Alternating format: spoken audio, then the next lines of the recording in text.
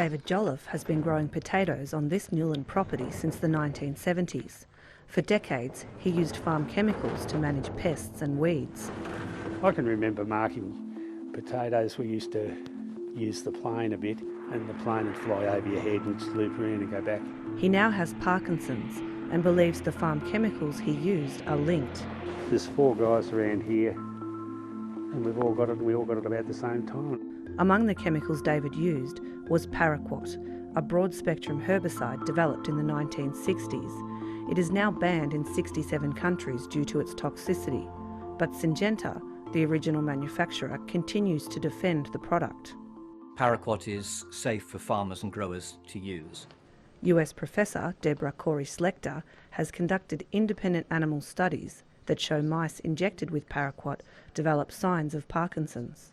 Syngenta has publicly criticised her work, but internal documents obtained by the ABC show the company's own scientists replicated her findings and hid them from the public.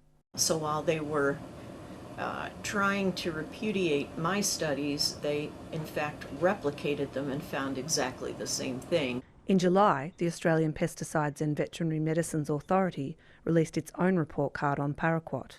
It found evidence linking Paraquat with Parkinson's was not robust. That conclusion was underpinned by another Syngenta-funded study, which was never externally peer-reviewed. A 2023 report into the Australian regulator found it was at serious risk of industry capture, but the chief executive has stood by its scientists.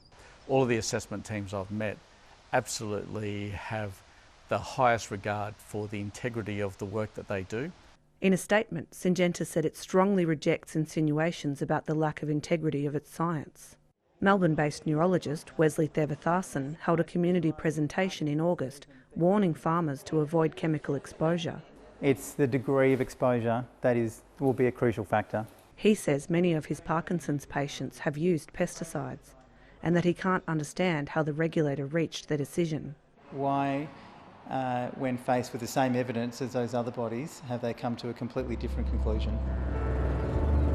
You can't unscramble an egg.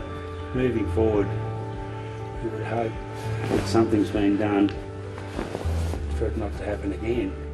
The farmers in this community want to protect the next generation. Andy Burns, ABC News, Newland.